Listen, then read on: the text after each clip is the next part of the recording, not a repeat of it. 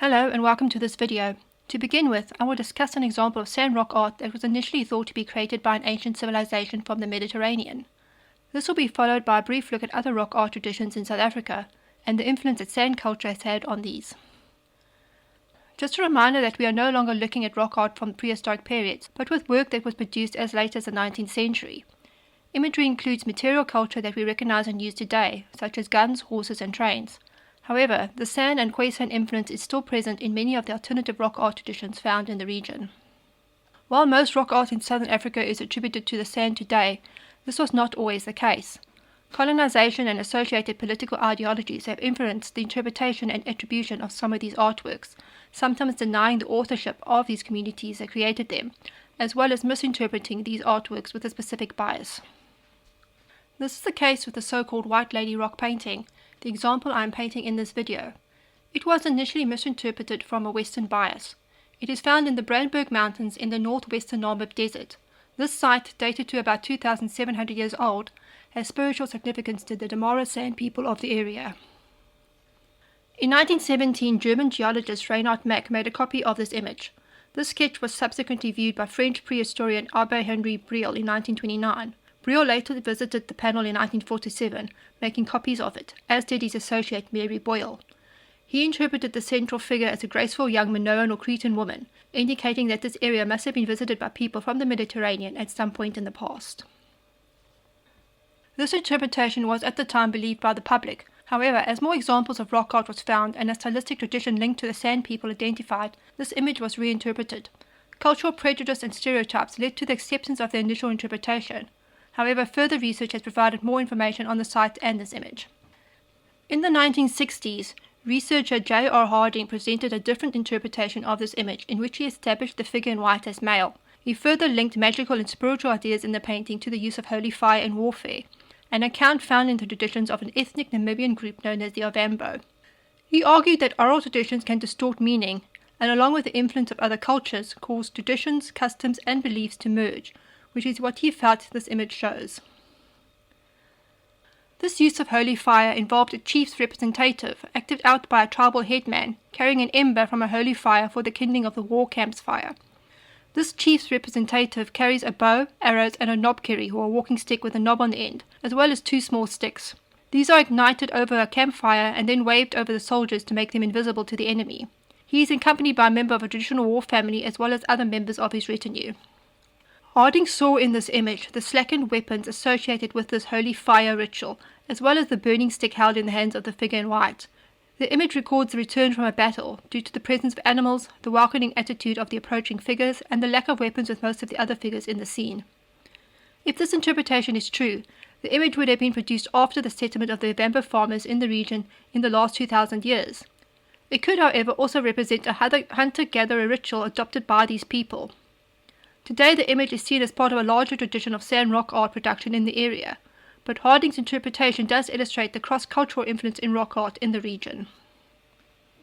The influence of the sand on rock art in South Africa can be seen in various traditions, identified by Jeremy Holman as including a geometric or schematic form. This is produced primarily by the Khoikhoi people, a group culturally related to the modern Nama people. They are often grouped in with the sand under the term Khoisan, but are distinguished as being more pastoralistic and less nomadic than the hunter-gatherer San. The Khoikhoi settled the region later than the San, about 2,000 years ago, and are regarded as the creators of rock engravings of geometric patterns, especially imagery of dotted motifs and circle patterns. These are often found close to a water source, possibly serving a connection to initiation rites. The art could also have associations with rain-making rituals, highlighting the importance of water in both practical and spiritual settings to the community. In some areas, the designs occur on river banks that are submerged during flooding. The geometric motifs could also be linked to Central African art, where similar motifs linked to water and fertility occur.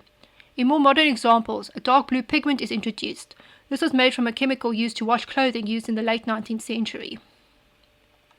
Datable events such as colonial settlement provide a time frame for when some imagery was produced.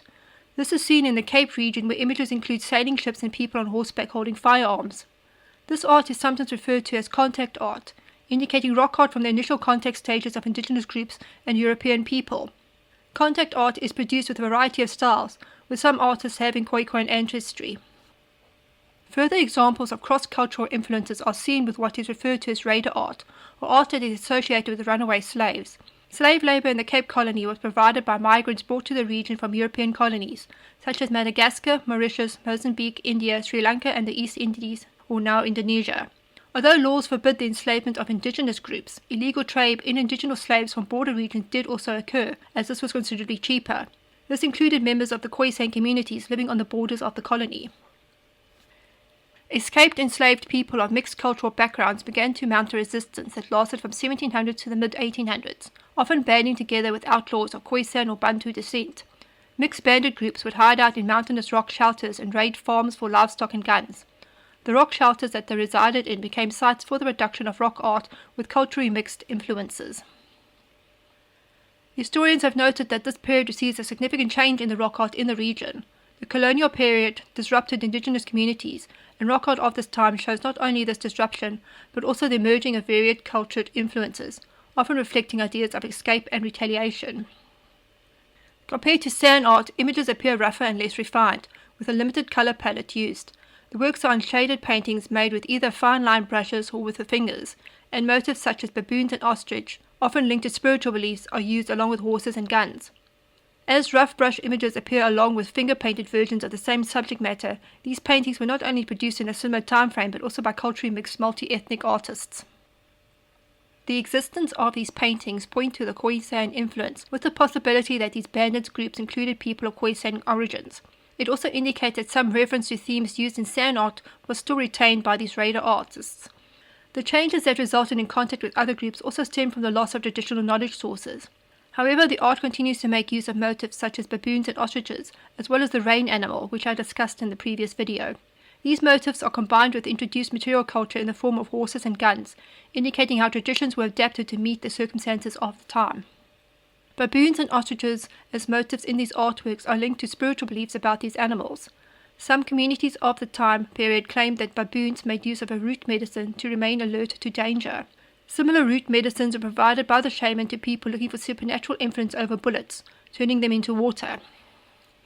The ostrich was regarded as a bird that could evade danger, outrunning most predators and leaping over traps. The eggshell was used as a medicine, and ostrich tendons were tied to a person's legs to aid fatigue. The image of the ostrich in rock art served as a ritual prayer to prevent the likelihood of recapture.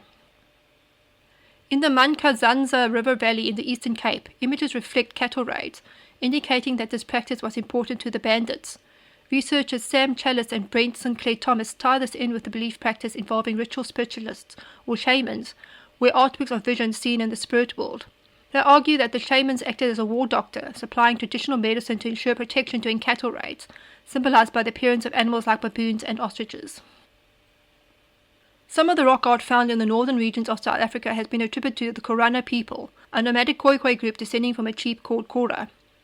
This art is produced with red, white and orange pigments, either finger-painted or rough-brushed onto the rock, and includes images of humans, animals and clothing items such as aprons. Other important motifs include armed horse riders, serpents, geometric shapes and paint smears. Conceptual and physical ties exist to the sand rock art, along with political and militant themes. The northern regions of South Africa also showcases rock art that is distinct from sand and Khoikhoi art. This is associated with Bantu language groups and Iron Age communities to settle the area 2,000 years ago, and are subsequently more recent than hunter-gatherer art. These paintings are mostly figure-painted stylized images of animals, people and geometric forms rendered more schematically than naturalistic as with the sand art. Animals may have exaggerated features such as elongated trunks or necks. The predominant color used is white, giving these paintings the name late white paintings. One such Bantu group, a northern Sotho community known as the BaHananwa people from the Limpopo region, created images of trains in the early 19th century. These images are regarded as a form of protest art, as the train was a symbol of disempowerment, displacing men from their communities in order to work in the gold mines in Johannesburg. There is no doubt that the dominant influence on rock art in southern Africa is that of the hunter-gatherer San people, but later communities have adapted this art practice to meet their own cultural needs. This has created a diverse range of approaches to the art practice and allowed for artistic expression from communities lacking other means of self-expression. Whether it be to protect from enslavement or to protest displacement, new rock art forms still draw on the legacy of earlier traditions. I hope you found this video informative. Please like and subscribe for more. Thanks for watching and take care.